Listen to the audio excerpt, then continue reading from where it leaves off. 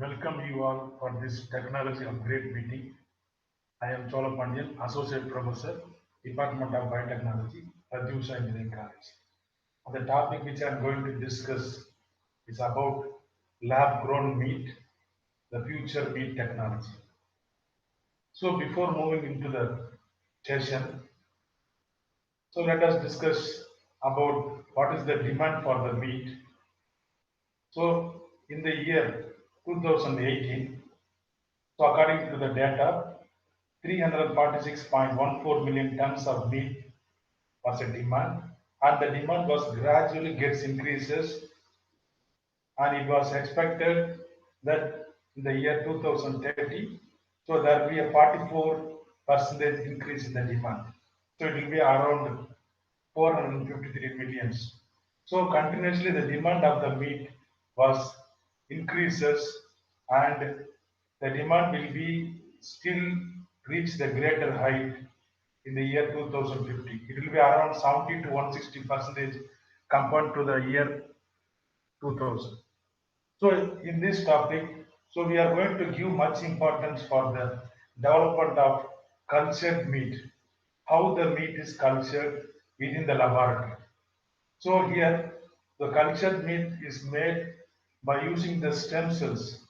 So stem cells were taken from the fat and the animals, the muscle of the animals, and by using this stem cell, it was grown in the laboratory by using the media. So the media we are getting from the plant products.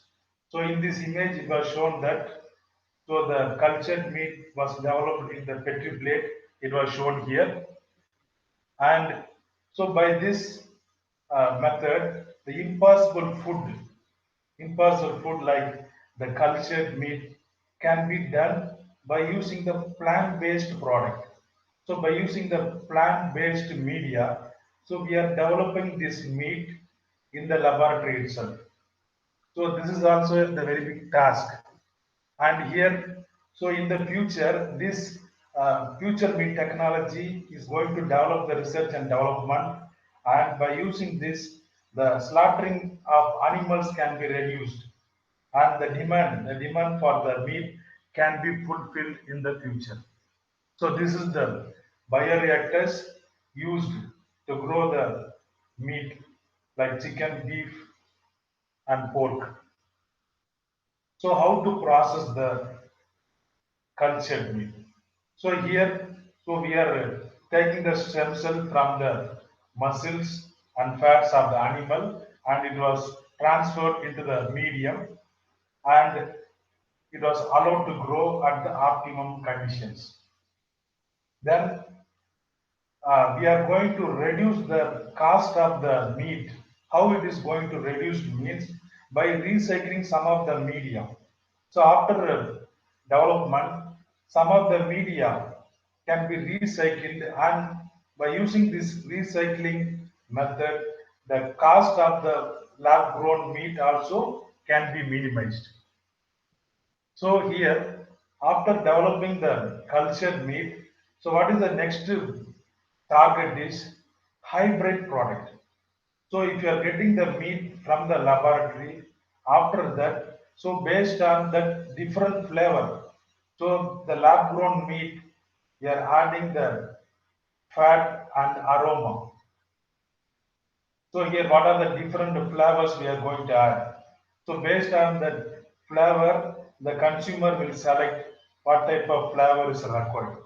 So this is also one of the idea uh, in the hybrid product.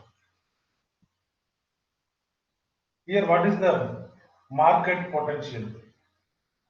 How the lab grown meat, how the meat in the petri plate can be developed, and it will be converted as a dish in the dining table. So, lot of problems they are going to face. So, the cultured meat should give the consumer the more choice. So, we have different flavors and with different aroma. So, the consumer will select what type of flavor required. So, they will select their own option. They will buy their own protein, with different flavors in the supermarket, and they will they have their own choice. So here, so in order to develop this lab grown meat, and it was converted as a dish in the dining, so we need to face lot of problems. So what are the problem means? So the lab grown meat, the taste of the meat must be similar to the real meat. So that is a very big task. So here, how the lab grown meat will have the same uh, texture, same taste, similar to the realistic meat. So in the realistic meat, we have the skeletal muscles, and the muscle will grow attached with the skeleton. Some fibers will be there.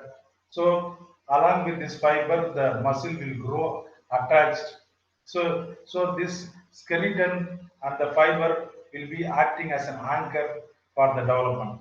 But in the lab grown meat, so the next development is we need to have the fibers similar to the realistic meat.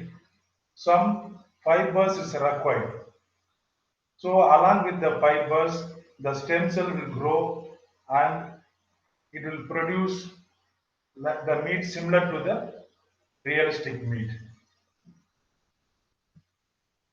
So the stem cell will adhere, and this stem cell will hold the fiber and will grow similar to the realistic meat in 3 dimension.